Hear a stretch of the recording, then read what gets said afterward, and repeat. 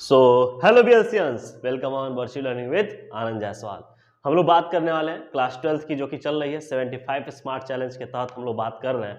और day 4th में आज हम लोग बात करने वाले हैं फिजिक्स की। और फिजिक्स में हम लोग बात किए थे जो कि इलेक्ट्रिक फील्ड के बारे में बात कर लिए थे, और वहाँ पर इलेक्ट्रिक फील्ड की इंटेंसिटी भी बात किए थे।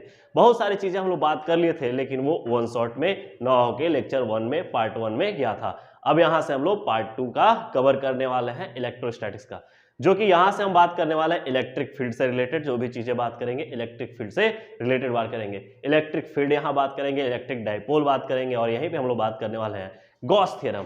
तो हम लोग बात करने वाले हैं बहुत इंपॉर्टेंट टॉपिक, जो कि आपको समझ के आप अपने बेहतर से बेहतर रिजल्ट निकाल सकें। इसके लिए आपको अपनी पेन और कॉपी लेकर बैठ जानी है और एक एक चीज को समझना है और समझते हुए आगे बढ़ना है।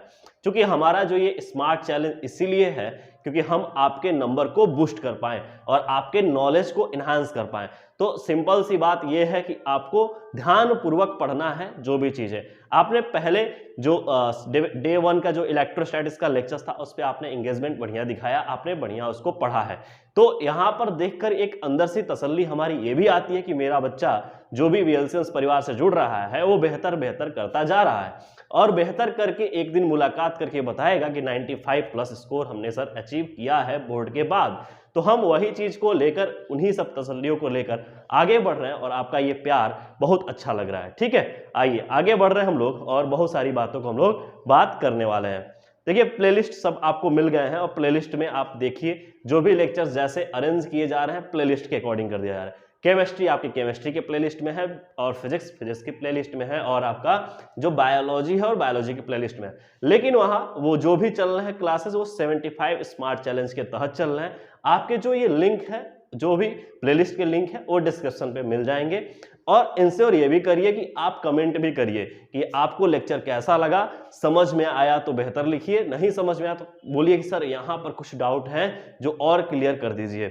जो भी चीजें आपको लग रही हैं आप पर्सनली एकदम इंटरेक्ट होकर हमसे बातें कर सकते हैं। देखो, मौका हर बार नहीं मिलता, ये बेहतर मौका मिला है आपका और मेरा इस जो परिवार का एक बढ़िया से बढ़िया संबंध बना के बेहतर तरीके से हम लोग आगे बढ़ सकें। इन चीजों को लेकर हम चलने वाले हैं। ठीक है, तो हम पिछले टॉपिक में पढ़े थे बाबू, जो कि बहुत ही बेहतरीन टॉपिक था, वो था वैद्युत क्षेत्र की तीव्रता। हमने कहा था वैद्युत क्षेत्र की तीव्रता क्या होगी, इलेक्ट्रिक फील्ड इंटेंसिटी क्या होगी। हमने कहा था पहली बात कि प्रत्येक आवेश का एक चारों ओर का क्षेत्र उसका वैद्युत क्षेत्र कहलाएगा। अर्थात उसमें अगर कोई अन्य आवेश आ रहा है तो उसके जो इंटेंसिटी है, उसकी तीव्रता है, उसके क्षेत्र की तीव्रता है, उसका अनुभव करता है।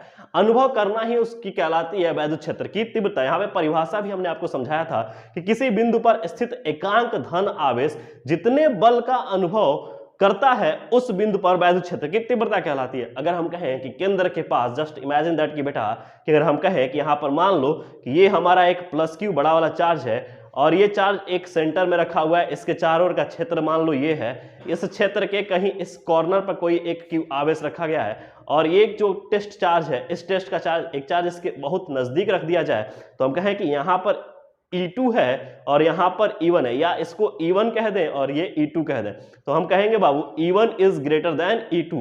रीजन क्या है कि अगर यहाँ पर देखिए कि यहाँ पर जो इलेक्ट्रिक फील्ड इंटेंसिटी है इस चार्ज पर Q0, ये चार्ज पर जहां E1 इलेक्ट्रिक फील्ड इंटेंसिटी है वो E2 की अपेक्षा ज्यादा है। रीजन ये है कि यहाँ जो प्लस क्यू आवेश है इसके क्षेत्र के बहुत नजदीक रखा हुआ है। तो हमने कहा कि जैसे आवेश, जो भी आवेश है जिस बिंदु पर, वहां पर बड़े वाले आवेश मतलब कोई और अन्य आवेश के क्षेत्र की तीव्रता का अनुभव करता है, तो ये इंश्योर करना होता है कि उत्तेज से दूरी कितनी है। तो यहां पर हम बात की कि अगर ये बात की जाए कि बल के अकॉर्डिंग, तो हमने कहा कि उस पर जो बल लग रहा है उस परीक्षण आवेश पर, वही उस बिंदु पर वैद्युत क्षेत्र की तीव्रता कहलाएगी। और वैद्युत क्षेत्र की तीव्रता एक सदिश राशि है, इसलिए हमने कहा जो बल का अनुभव करता है F अपान Q0। और हमने इसको कूलॉम्स के नियम्स के अनुसार भी इसको सेट किया, और हमने देखा E इजिकल टू, देखो आपको नहीं दिख रहा है तो हम यहां लिख दे रहे हैं, E is equal to KQ upon R square. क्या कोई दिक्कत है इसमें? नहीं है, समझ में आ गया था ये बात। चलिए, इन बातों को हमने देखा और आपने बेहतर तरीके से समझ लिया। देखो जो आपका जो बोर्ड में क्वेश्चंस आता है बाबू, जो ऑप्शनल क्वेश्चन होते हैं उसमें मात्रक पूछ दी जाती है और बीमा पूछ दी जाती है। तो ध्यान रखिएगा, जो वैद्युत क्षेत्र है वो वैद्युत क्षेत्र की तीव्रता का जो बीमा होता है ML3 पे -3, सॉरी MLT पे -3, A पे -1, ध्यान रखिएगा। अच्छा, एक बेहतरीन क्वेश्चन हमने रखा है और ये क्वेश्चन बहुत ही इजी है। अब ये क्वेश्चन इसलिए क्यों रखना पड़ा है क्योंकि आप बेहतर तरीके से इसको और अच्छे से समझ जाएं और समझ कर इस क्वेश्चन को लगा लें। देखिए यहाँ पे कहा गया है कि 15 × 10⁻⁻4 कूलाम आवेश, तो मतलब यहाँ पे जो आवेश है वो 15 × 10⁻⁻4 कूलाम की है, पर 5 न्यूटन का बल, अच्छा यहाँ पे जो बल है वो 5 न्यूटन का बल आरोपित होता है, मतलब कार्यरत है। तो वैद्युत क्षेत्र की तीव्रता, बेटा ये देखो ये फॉर्मूला यहाँ पे रखा हुआ है, देखो E = F/Q0। तो यहाँ पर हम रख देंगे, ये फॉर्मूला लगा लेंगे कि ये हो जाएगा फॉर्मूला यहाँ पर हमारा जो लगेगा E = F/Q0। और यहाँ पर देखिए E = F/Q0 को लगाएंगे तो आप देखिए F का मान यहाँ पर है 5 न्यूटन और Q का मान है यहाँ पर 15 न्यूटन, 15 × 10⁻⁻4। तो यहाँ पर ये देखिए इसको कट कर लीजिए तो 5 × 15 मतलब 1/3 × 10⁻⁻4। ये आपका इलेक्ट्रिक फील्ड आ गया कहां पर, उस बिंदु पर। ठीक है, ऐसे ही क्वेश्चंस आपको बेहतर तरीके से और सारे क्वेश्चंस मिलेंगे। अब यहां पर जो मेजरली हमको बात करनी है वो है कि इलेक्ट्रिक फील्ड लाइन, मतलब कि वैद्युत बल रेखाएं या वैद्युत क्षेत्र रेखाएं। तो हमने कहा वैद्युत क्षेत्र रेखाएं की सबसे खास बात यह है ना बाबू कि ये विद्युत क्षेत्र में मुक्त रूप से छोड़े गए एकांक परीक्षण धन आवेश के द्वारा बनाया गया पथ विद्युत बल रेखाएं कहलाता है। परिभाषा याद रखना। और दूसरी बात हमने कहा कि विद्युत बल रेखाएं कंटिन्यूअस होती हैं, डिसकंटिन्यूअस नहीं होती हैं, ब्रेक नहीं होती है इसमें। ठीक है, और एक और चीज फिगर के द्वारा कुछ दर्शाया जा रहा है कि पॉजिटिव चार्ज से विद्युत बल रेखाएं निकल रही हैं, जो कि हमने कहा भी है विद्युत क्षेत्र से मुक्त रूप से छोड़े गए एकांक परीक्षण धन आवेश के द्वारा बनाया गया पथ विद्युत बल रेखाएं कहलाता है। तो धन से निकलता है, ठीक है बेटा, और ऋण पर क्या हो जाता है, वहां पर आकर टर्मिनेट कर जाता है। तो मैंने यहां पर कुछ बातें भी लिखा है और इस बात को आपको समझना पड़ेगा। मैंने लिखा है कि विद्युत बल रेखाएं सदैव धनावेश, ये धनावेश से प्रारंभ होकर ऋणावेश पर क्या हो जाती है, समाहित हो जाती हैं। फिर लिखा गया है कि विद्युत बल रेखाएं कि किसी बिंदु पर खींची गई स्पर्श रेखाएं उस बिंदु पर विद्युत क्षेत्र की दिशा को व्यक्त करती हैं। अगर मान लो कि अगर हम कहें कि ये देखो ये प्लस है और ये यहाँ पर माइनस है, तो ये प्लस से माइनस की ओर जाएगा और प्लस की ओर माइनस, प्लस से माइनस की ओर जाएगा। ठीक है, ये देखो प्लस से माइनस की ओर, तो प्लस की माइनस की ओर जा रहा है। ठीक है, तो प्लस से माइनस की ओर जा रहा है और यहाँ पर ऐसे करके दिखा दिया जाए, ये देखो ये माइनस की तरफ आ रहा है और यहाँ से प्लस से निकल रहा है, ये देखिए। तो इसका मतलब ये है कि अगर इस पे कोई स्पर्श रेखा आप डाल रहे हो तो ये स्पर्श रेखा उसकी दिशा को बताएगा कि वो किधर की तरफ जा रही है। फिर क्या है कि विद्युत बल रेखा एक दूसरे को कभी काटती नहीं है, काट देगी वहां पर तो दो बिंदु, वहां पर दो दिशाएं होंगी और एक बिंदु पर दो दिशाएं कभी भी संभव नहीं है, इसलिए नहीं काटती हैं। विद्युत बल रेखाएं सदैव चालक सतह के लंबवत होती है, ये ध्यान रखिएगा। फिर कह रहा है किसी भी चालक के अंदर विद्युत बल रेखाएं विद्यमान नहीं होती है, किसी भी चालक के अंदर नहीं होती है, बाहर होती है, चालक के बाहर होती है। ठीक है, फिर कह रहा है कि विद्युत बल रेखाएं कभी भी बंद लूप नहीं बनाती हैं, तो विद्युत बल रेखाएं कभी भी बंद लूप नहीं बनाती हैं, जबकि चुंबकीय बल रेखाएं हमेशा बंद लूप बनाती हैं। यहां पर यह बात आपको ध्यान रखना है कि विद्युत बल रेखाएं कभी बंद लूप नहीं बनाती हैं।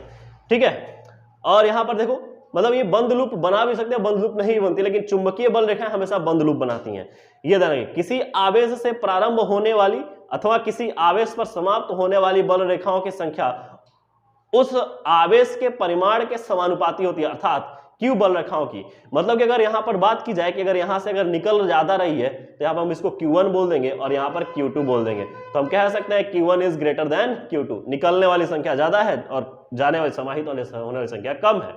और यहीं पर देखो नेक्स्ट पॉइंट कहा गया कि यदि विद्युत बल रेखाएं सरल रेखीय समांतर एवं एक दूसरे के बराबर दूरी पर स्थित हो तो विद्युत क्षेत्र को एक समान कहा जाएगा, और यदि बल रेखाएं एक दूसरे से बराबर दूरी पर न हो तो सरल रेखीय न हो तो विद्युत क्षेत्र को असमान कहा जाएगा। अर्थात देखो अगर यहाँ पर ये विद्युत क्षेत्र रेखाएं जो हैं, जो दूसरी रेखाएं हैं, ये वाली रेखाएं और ये वाली रेखाएं एक दूसरे की दूरी, इस दूरी से यहाँ से समान है तो इसको कहा जाएगा समान, और यहाँ से ये समान नहीं है तो इसको बोला जाएगा असमान। क्या बोला जाएगा?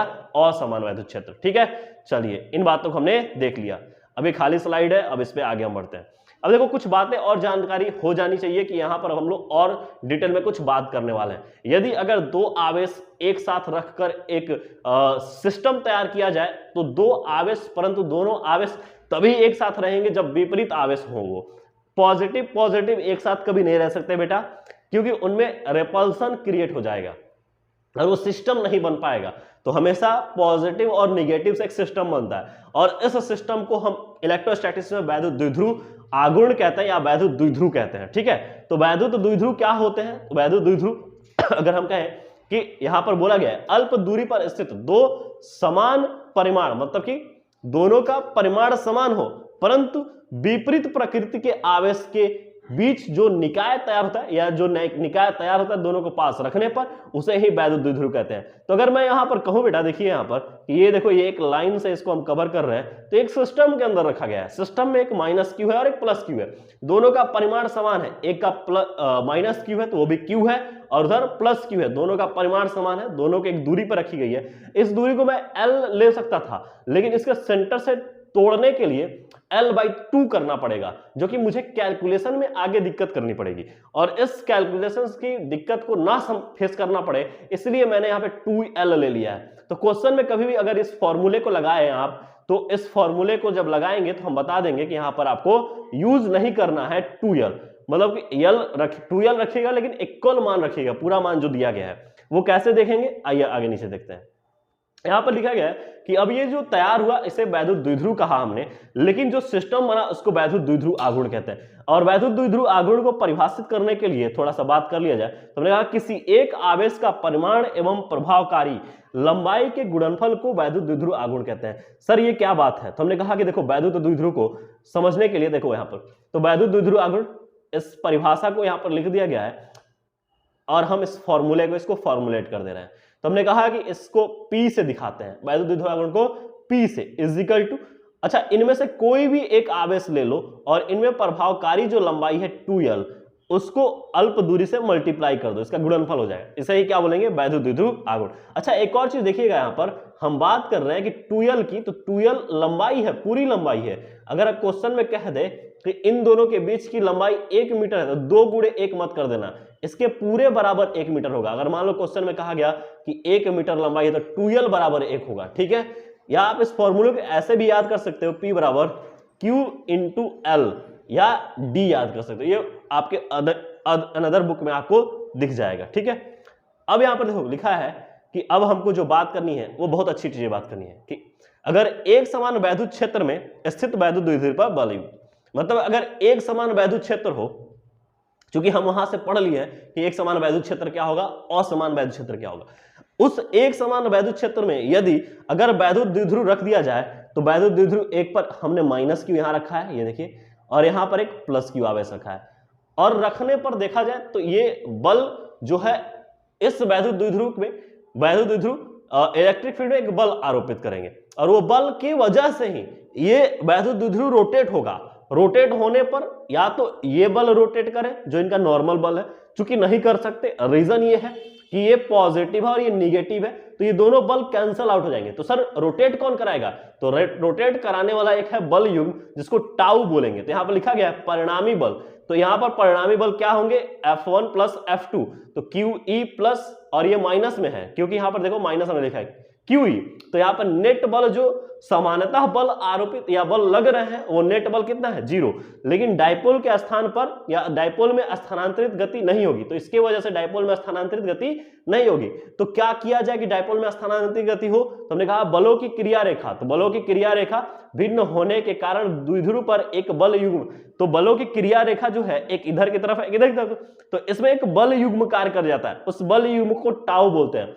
टाउ बराबर होता है कि जो बल, कोई एक बल ले लो और उससे बल के लंबवत एक रेखा ले लो, तो हमने कोई एक बल ले लिया और उसका एक लंबवत रेखा, मान लो कि हमने ये BC ले लिया, तो BC हमने ले लिया है यहां से, ये वाला BC, तो हमने कहा BC में क्या हो जाएगा, इसका ये, अगर ये लंबाई D है वैद्युत द्विध्रुव आघूर्ण की, तो ये D sin थीटा हो जाएगा। तो हमने कहा टाउ बराबर F बराबर, यहां पर F बराबर है QE, तो QE और D sin थीटा, तो QE देखिएगा यहां पर मजेदार बात, तो यहां पर P बराबर होता है Q इंटू D, तो Q और ये जो Q और ये D, ये हो गया P क्या हो गया? वैद्युत द्विध्रुव आघूर्ण।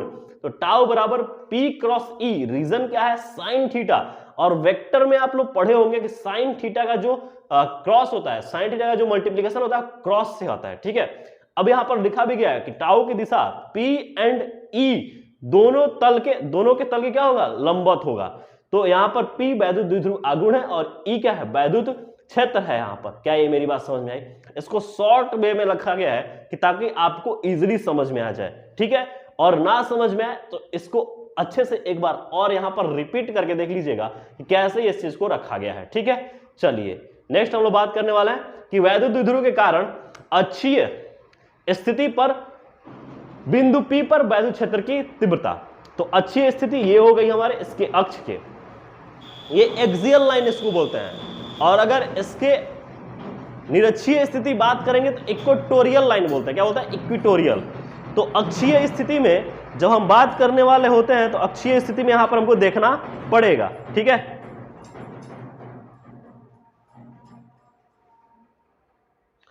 चलिए तो अक्षीय स्थिति में देखते हैं। यहां पर देखो अक्षीय स्थिति में यहां पर देखो एक माइनस क्यू है और एक प्लस क्यू है। इसके बीच की लंबाई जैसा कि हमने वहां लिया था 2l, यहां पर भी 2l लिया। देखो 2l लेने का कारण क्या था, यहां से l तोड़ लिया, इधर l तोड़ दिया, तो 2 एलिमेंट टूट गया। अब देखो यहां पर बिंदु P यहां पर स्थित है, इस बिंदु P से यहां पर प्लस क्यू, देखो इलेक्ट्रिक फील्ड की जो डायरेक्शन होती है बाबू ना इधर की तरफ होती है, ऐसे करके माइनस से प्लस की ओर, ठीक है। तो यहां पर देखो, इधर देखो, यहां पर जो इसके कारण बना वो E1 बना, क्योंकि यहां पर पॉइंट चार्ज है और पॉइंट चार्ज धनावेश होता है, तो इसके कारण क्या होगा, इसको रिपेल कर दिया जाएगा। तो E1 और इधर की तरफ E2 क्योंकि माइनस किया। अच्छा यहां से इसकी दूरी r माइनस एल, यहां से इसकी दूरी केंद्र से लेकर यहां से दूरी इसकी r, और यहां से r प्लस एल, ये ध्यान रखना। अच्छा प्लस क्यू के कारण E1 बल कार्य करत होता है। देखो यहाँ पे जो प्लस क्यू के कारण जो वैद्युत क्षेत्र की तीव्रता जो हो रही है वो E1 है। तो E1 बराबर के क्यू अपान r माइनस एल, और ये B से P की ओर है, मतलब B से P की ओर, और यहां पर माइनस क्यू E2 है, के minus Q R plus L का होल स्क्वायर, ये P से A की ओर है, ठीक है। देखो P से A की ओर यहां पर देखो लिखा हुआ है। अब यहाँ देखो वर्चुअल लर्निंग आनंद जायसवाल, ठीक है, ये अपना प्रचार है। खैर यहां पर देखो परिणामी तीव्रता E1 is greater than E2, और E नेट यहां पर क्या हो जाएगा, E1 प्लस E2, और E नेट दोनों को करने के बाद ये कैलकुलेट कर लेना E नेट बराबर, और कैलकुलेट करने के बाद आपको फॉर्मूला जो आपको निकल के आ जाएगा अक्षीय स्थिति में, E net is equal to 1/4 pi epsilon 2p upon r3। कोई दिक्कत नहीं है, ठीक है। ये तो अच्छी स्थिति वाली बात रही। निरक्षीय स्थिति में सर कैसे करेंगे, निरक्षीय स्थिति तो बड़ी मुश्किल वाली बात हो जाती है। कोई मुश्किल नहीं है। मुश्किल क्यों नहीं है, क्योंकि यहाँ पे माइनस क्यू इसको और यहाँ पे प्लस क्यू रखना, और निरक्षीय स्थिति ये वाली पॉइंट होती है, ठीक है। इक्वेटोरियल लाइन ये होती है, ठीक है बेटा, देखना यहाँ पर ये इक्वेटोरियल लाइन, देखो इसको हमने तोड़ दिया, इधर रिजॉल्व कर दिया। ये देखो E1, ये वाला E1 इधर रिपेल करे और E2 खींच लिया अपनी ओर, तो इसका ये देखो रिजल्टेंट हमने बनाया है। E2 ये हो गया, E2 cos थीटा इधर, क्योंकि ये थीटा है तो E2 cos थीटा, और यहां पर देखो ये E2 sin थीटा, और यहां पर E1 और ये E1 sin थीटा, तो sin थीटा इक्वल वैल्यू होने का कट गए। E2 का cos थीटा और E1 cos थीटा एक ही प्लेट पर मिला, एक ही प्लेन पर मिला, इसलिए हमारा जो E नेट होगा इन्हीं की वजह से आएगा। तो E net on P is equal to 2e cos theta, और E के लिए यहां पर देखो हमने लिखा है E is equal to 1/4 pi epsilon naught q upon r square. तो r स्क्वायर वाला ये वाला r लेंगे, ये वाला r, तो यहां से E अगर लिख लो तो E इज इक्वल हो जाएगा 1/4 pi epsilon naught 4 pi epsilon naught q upon under root r square plus l square, और इसको खोल लेना होल का स्क्वायर, तो ये अंडर रूट हट जाएगा, तो r square plus l square, और इसका जब आप निकालोगे E नेट तो आपका निकल के आ जाएगा KP अपान RQ, ठीक है। और यहां पर 2 रहने देना, E का मान ये वाला ला के रख देना, cos थीटा आपका ले लेना, cos थीटा बराबर हो जाएगा L upon under root R square plus L square. देखो ये cos थीटा जो होता है ये आधार बटे क्या हो जाएगा, कर्ण, ठीक है। ये देखना ये वाला, ये cos थीटा, ये वाला इस सेक्शन का आधार बटे कर्ण, L अपान R square plus L square. और जैसे ही cos थीटा का मान रख दो, 2 का मान रख दो, 2p यहाँ पे सब रिजॉल्व होके आपको E नेट जो देखने को मिलेगा KP अपान RQ। क्या मेरी बात समझ में आ रही है? फॉर्मूला याद रखना, क्वेश्चंस आते हैं, ठीक है, ध्यान रखिएगा। अब यहाँ पर कहा गया वैद्युत फ्लक्स। देखो वैद्युत फ्लक्स हमने कहा था कि इस चैप्टर में, इस टॉपिक में हम वैद्युत फ्लक्स भी कवर करने वाले हैं, तो जो बातें हम कहते हैं वो जरूर करते हैं। देखो यहाँ पे, हाँ ठीक है, कहा गया कि वैद्युत क्षेत्र में स्थित किसी पृष्ठ से अभिलंबवत गुजरने वाली, जैसे कहा गया किसी वैद्युत क्षेत्र में कोई पृष्ठ लाकर रख दो तो पृष्ठ से अभिलंबवत गुजरने वाली वैद्युत क्षेत्र रेखाएं की संख्या वैद्युत फ्लक्स कहलाती हैं। तो अभिलंबवत जो गुजर रही है वैद्युत क्षेत्र रेखाएं, ठीक है, देखो ये इसका छोटा वाला सेक्शन हमने काट लिया और इस सेक्शन से हम काट लिया तो इसलिए हमने डीए रखा है। तो फाई ई बराबर वैद्युत फ्लक्स फाई ई बराबर ई इंटू डीए, ये फॉर्मूला जरूर याद रखना, कुछ भी हो जाए भूलना नहीं है फॉर्मूला, ठीक है। और ये परिभाषा भी याद रखना कि जो वैद्युत क्षेत्र रेखाएं, अगर वैद्युत क्षेत्र रेखाएं में कोई पृष्ठ डाल दिया तो उस पृष्ठ के क्षेत्रफल के अभिलंबवत गुजरने वाली कुल वैद्युत क्षेत्र रेखाओं की संख्या वैद्युत फ्लक्स कहलाती है। ये बहुत ईजी है, ठीक है, ध्यान रखिएगा, बहुत आसान बातें हैं। अब यहाँ पे देखा गया इलेक्ट्रिक फ्लक्स का अनुप्रयोग, सिंपल सी बात है, अनुप्रयोग करना क्या है, देखो यहाँ पर कहा गया किसी क्षेत्रफल ए से विद्युत क्षेत्र का ई का फ्लक्स, मतलब कहा कि यहाँ पे देखो कि किसी क्षेत्रफल ए से विद्युत क्षेत्र ई का फ्लक्स की गणना करना हो तो फाई ई बराबर ई इंटू ए, क्योंकि यहाँ पर छोटा हम नहीं लिए बड़ा ले लिए, लेकिन अगर इसको अगर हम कहें कि इनके बीच का कोई एंगल है और किसी एंगल पर ये रखे गए हैं, जैसे मान लो कि एक ये क्षेत्र है और इसका ये क्षेत्रफल डीए है या ए है और ये गुजर रही है तो ये कुछ एंगल पे आ गया थीटा पे, तो हमने कहा इसका जो फॉर्मूला आएगा फाई ई बराबर ई इंटू ए कॉस थीटा। लेकिन वही परिवर्तित विद्युत क्षेत्र रहा और वक्रीय क्षेत्रफल रहा तो उसके लिए इंटीग्रेट कर देंगे phi E is equal to, और यहां पर हो जाएगा integral E into D A. अब कुछ बात हमने इधर भी रखा है बाबू, देखिएगा इधर वाली बातें, वो बात ये है कि अगर मान लो कि किसी सरफेस या किसी एक पिंड से कोई वैद्युत क्षेत्र रेखाएं घुस रही हैं, मतलब उसके अंदर जा रही हैं, तो वैद्युत फ्लक्स वहां पर निगेटिव होगा और जहां निकल रही हैं वहां पर वैद्युत फ्लक्स पॉजिटिव होगा और बीच में वैद्युत फ्लक्स जीरो होगा। इसका यूनिट होता है वोल्ट इंटू मीटर या newton into metre square upon coulomb square, ठीक है, याद रखना, ये बहुत ही बेहतरीन चीज है। इसकी बीमा लिख लेना, ठीक है, बीमा बहुत अच्छी बात है, लिखना याद रखना, ठीक है। हम जानते हैं कि आप क्लास 11th अच्छे से पढ़ के आए हो तो बीमा भी याद होगा आपको, ठीक है। अब यहां पर देखो बात है यहाँ पे और भी इंपॉर्टेंट है कि गाउस का प्रमेय, गाउस का प्रमेय, अब यहाँ पे हम लोग वैद्युत फ्लक्स देख लिए तो अब गाउस का प्रमेय भी देखना है, इंग्लिश से गॉस कहा जाता है और यहाँ पर गाउस, ठीक है। अब गाउस का प्रमेय, किसी भी आकृति के, कहा गया है किसी भी आकृति के बंद पृष्ठ से गुजरने वाली संपूर्ण वैद्युत फ्लक्स फाई ई, संपूर्ण वैद्युत फ्लक्स उस पृष्ठ पर उपस्थित कुल आवेश का समेशन का, मतलब कुल आवेश, मतलब वहां पे समेशन ऑफ क्यू का 1 अपान एप्सिलॉन नॉट गुना होता है। मतलब अगर कहा जाए कि किसी भी आकृति के बंद, ये जरूर याद रखना, बंद पृष्ठ से गुजरने वाली संपूर्ण वैद्युत फ्लक्स फाई ई उस पृष्ठ पर उपस्थित कुल आवेश मतलब समेशन ऑफ क्यू, और समेशन ऑफ क्यू का 1 अपान एप्सिलॉन नॉट का गुना होता है। चलो इसको फॉर्मुलेट करते हैं, फॉर्मुलेट अगर किया जाए तो हमने कहा कि phi E is equal to summation of Q upon epsilon naught, देखो यहां पे दिख रहा है, ठीक है। लेकिन अगर बात करें कि summation of Q upon epsilon not, ये तो पूरी बातें हो गई, लेकिन अगर संपूर्ण बंद पृष्ठ पर वैद्युत फ्लक्स कितना होगा, तो संपूर्ण पृष्ठ पर वैद्युत फ्लक्स देखा जाए, संपूर्ण बंद पृष्ठ पर, तो हमने कहा कि संपूर्ण बंद पृष्ठ पर phi E is equal to summation of Q और ये 1 अपान एप्सिलॉन नॉट, ये तो हमारा गॉस के प्रमेय के द्वारा ही है। देखो गॉस का प्रमेय इन बातों पर तय करता है कि वहां पर बंद पृष्ठ चाहिए और उस बंद पृष्ठ से गुजरने वाली वैद्युत फ्लक्स, अगर उस बंद पृष्ठ के अंदर जो उपस्थित आवेश है उस आवेश का कुल आवेश और जो एप्सिलॉन नॉट है 1 अपान एप्सिलॉन नॉट का गुना, वहां पर वैद्युत फ्लक्स होता है। तो ये चीज देखो यहां पर बात की जाए कि यहां पर गॉस के प्रमेय के द्वारा कि phi E is equal to summation of, आप यहां पर देख चुके हो वैद्युत flux close integral E into D A, और ये आपका गॉस का प्रमेय, तो मैंने कहा एक समीकरण 1 और 2 से देखा जाए तो फाई नहीं है ये close integral E into D A बराबर summation of Q upon epsilon not, ये तो गॉस का प्रमेय निकल के आता है। लेकिन इस गॉस के प्रमेय का सत्यापन किसने किया, कूलाम के नियम ने, और कूलाम के नियम का सत्यापन गॉस ने किया। आओ कैसे किया वो देखते हैं। हमने कहा कि एक बंद पृष्ठ ले लिया जाए जैसा कि गॉस ने कहा, उसमें हमने प्लस क्यू आवेश रखा और वहां पर एक सॉलिड एंगल देखते हुए हमने ये बना लिया। हमने कहा कि एक चीज और यहां पर बहुत अच्छी बात हमने लिखा है कि यहां पर ई और डीए के बीच जो एंगल है, जो थीटा है, वो क्या है, 0 है। तो हमने कहा electric field on P point, इस पी पॉइंट पर इलेक्ट्रिक फील्ड जो होगी वो E इज इक्वल टू के क्यू अपान आर स्क्वायर। के का मान आप जानते हो बेटा, के का मान होता है 1 अपान 4 पाई एप्सिलॉन नॉट। चूंकि आपने यहां सेट कर दिया तो फॉर्मूला बना Q upon 4 pi epsilon naught R square. और कुल वैद्युत फ्लक्स निकालना हो तो कुल वैद्युत फ्लक्स निकालने के लिए किस यहां पर कुल वैद्युत फ्लक्स फाई ई बराबर क्लोज इंटीग्रल, ये क्लोज इंटीग्रल इसे कहते हैं, close integral E into D ए। तो यहां पर फाई ई नेट हम निकालेंगे, E का मान चूंकि हम यहां से निकाल लिए तो Q upon 4 pi epsilon naught R square into D A. और एक क्लोज इंटीग्रल जो कांस्टेंट वैल्यू होता है उसका इंटीग्रेशन नहीं होता है, तो जो परिवर्तित है उस पर ले आइए।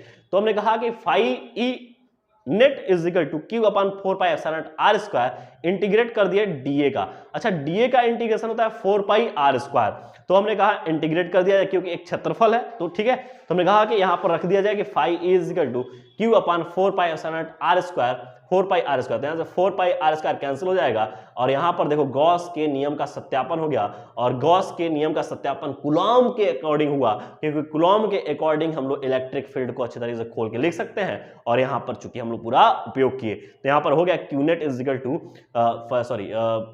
फाई ई वेल्थ flux net equal to Q upon epsilon not. और Q को हम यहां पर कहते हैं समेशन, क्या कह दिया, समेशन, मतलब कुल आवेश जितना है, अगर उसमें कुल आवेश Q है तो Q ही लिखेंगे, ठीक है। चलिए, अच्छा एक और चीज यहां पे बहुत इंपॉर्टेंट बात यह है कि गॉस ने यहीं तक नहीं बातें रखी, गॉस ने कुछ और बातें देखा, और गॉस के नियम का अनुप्रयोग एक लॉन्ग सिलेंडर पे हुआ। और लॉन्ग सिलेंडर या हम कहें कि एक धनावेशित चार्ज पट्टी पर देखा गया। तो धनावेशित चार्ज पट्टी मतलब एक अनंत धनावेशित चार्ज पर देखा गया। तो चार्ज या हम कहते हैं कि अनावेशित अनंत अनावेशित आवेशित अनंत लंबाई के चार्ज पर।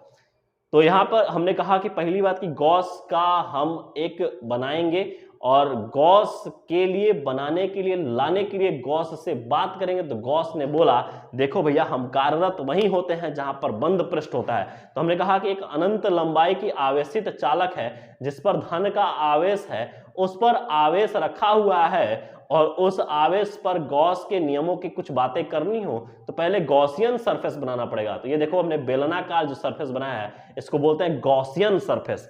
तो हमने बोला क्या, बेलनाकार समरूपता हमें बताती है कि यह रेखा से निश्चित दूरी r पर सभी बिंदुओं पर क्षेत्र की ताकत समान होगी, मतलब यहाँ पर सब पे जो इंटेंसिटी क्या होगी, समान होगी।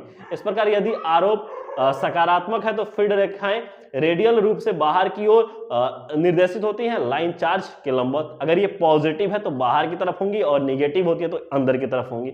हमने कहा कि गॉसियन सरफेस बना लिया जाए। तो गॉसियन सरफेस देखो यहाँ पर मेजरली समझने वाली बात यह है कि गॉसियन सरफेस यदि आप बना लो तो गॉसियन सरफेस में एक तो ये इसके बीच में एंगल जो है 90 डिग्री का है। तो आपको देखिए S2 और S3, तो यहां पर लिखा गया है कि गॉसियन सतह R2 और लंबाई L एक सिलेंडर है, ठीक है, ये गॉसियन सरफेस हो गया। सपाट अंत चेहरे सतह, यहां पर चेहरे मत लिखिएगा, यहां पर सतह लिखिएगा, अंत सतह S2 और S3 पर E लंबवत DS के है।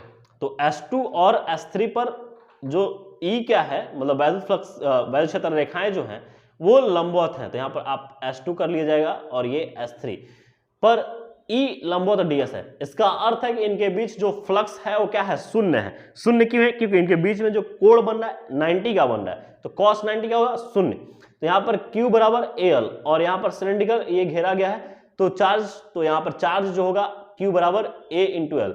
गॉस के नियम से घुमावदार सतह पर लागू करने के लिए हमारे पास जो होता है फॉर्मूला ये हो गया, जो वैद्युत फ्लक्स फाई बराबर E इंटू DS बराबर E 2 पाई RL। और यहां पर हमने E का मान पूरा रख दिया, और यहां पर निकालते ही हमको पूरा चीज निकल गया जो हमारा वैद्युत क्षेत्र निकल कर आता है, वैद्युत क्षेत्र की तीव्रता इस आवेशित चालक के कारण वैद्युत क्षेत्र की तीव्रता बिंदु P पर निकल के आती है लैम्डा अपान 2 पाई एप्सिलॉन नॉट R। और लैम्डा अपान 2 पाई एप्सिलॉन नॉट R को लिखने के लिए हमने कहा कि अगर ऊपर लैम्डा से 2 से मल्टीप्लाई कर दे, 2 से नीचे मल्टीप्लाई कर दे, तो हम लिख सकते हैं 2k लैम्डा बाई R, क्योंकि नीचे 1 अपान 4 पाई एप्सिलॉन नॉट हो जाएगा, और 1 अपान 4 पाई एप्सिलॉन नॉट का मान होता है वो k, और यहाँ पर हम लिख सकते हैं कि E is equal to k 2 lambda by R। इसको ऐसे लिख सकते हो कि k 2 लैम्डा बाई R, कोई दिक्कत नहीं, यहाँ पे समझ में आ गई बात। k को खोल दोगे तो 1 अपान 4 पाई एप्सिलॉन नॉट हो जाएगा, ठीक है, ये एक बेसिकली चीज है। अब अगर बात की जाए कि और भी कुछ इसका एप्लीकेशन देख लिया जाए, तो एप्लीकेशन एक और हम देख सकते हैं जो कि बोर्ड के लिहाज से बहुत इंपॉर्टेंट है, जो कि फॉर्मूले कई बार आपको क्वेश्चंस में देखने को मिल जाएंगे, और ये है कि अनंत विस्तार की समतल आवेशित चालक पृष्ठ के कारण वैद्युत क्षेत्र की तीव्रता।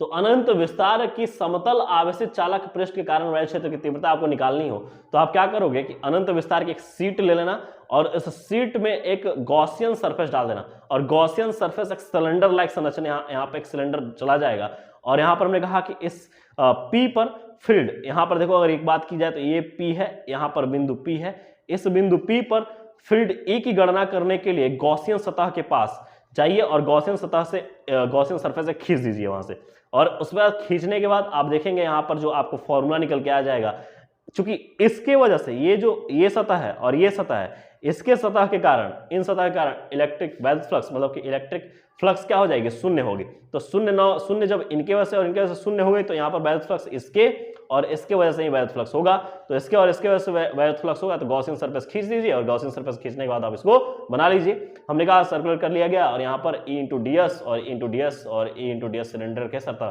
तो यहाँ पे 0 हो गया, तो sigma is equal to A epsilon not, और sigma A is equal to यहाँ पर 0 हो गया, sigma A upon epsilon not, तो EA प्लस EA बराबर, अगर हम बात करें तो एरिया होता है पाई आर स्क्वायर, तो हम इसको अगर हम यहाँ इधर कर दें तो हमने कहा कि E is equal to sigma upon 2 epsilon naught. ठीक है, A से A कैंसिल आउट हो जाएगा और ये हो गया 2, इसको अगर आप लिखना चाहो तो ये लिख दोगे 2EA बराबर sigma A upon epsilon not. अब इस A को आप इधर ले आइए तो E बराबर हो जाएगा, यहाँ पर 2 भी नीचे आ जाएगा, सिग्मा अपान A, चलो इसको हम ऊपर लिख रहे हैं। ठीक है, यहाँ पर देखिए, ये देखिए ये से लिखा गया है 2EA हमने लिख लिया बराबर sigma A upon epsilon not. अब देखो इधर इसको मल्टीप्लाई कर दे नीचे लाके, तो ये हो जाएगा E इज इक्वल टू, यहाँ पर जाएगा सिग्मा A अपान, अब यहाँ पर देखिए sigma A upon 2 epsilon not A हो जाएगा, और A से A कैंसिल आउट हो जाएगा, तो E is equal to sigma upon 2 epsilon naught. ठीक है, ये फॉर्मूला आ गया। तो ये हमारा आ गया अनंत विस्तार की समतल आवेशित अचालक पृष्ठ के कारण वैद्युत क्षेत्र की तीव्रता। क्या कोई दिक्कत है इसमें? नहीं है। तो चालक, ये चालक पृष्ठ के कारण वैद्युत क्षेत्र की तीव्रता, कोई दिक्कत नहीं यहाँ पे, ये चीज हमको समझ में आ गई। तो ये चीजें जो है बाबू बोर्ड के लिहाज से बहुत इंपॉर्टेंट है, और यहाँ से अब हम लोग बात करने वाले हैं वैद्युत विभव, जो कि नेक्स्ट लेक्चर में आएंगे। तब तक के लिए हम आपसे लेते हैं अलविदा। सो थैंक यू BLCians, पढ़ते रहिए, मुस्कुराते रहिए, और हम लोग 95+ के लिए तैयारी में लगे हुए हैं। So thank you BLCians।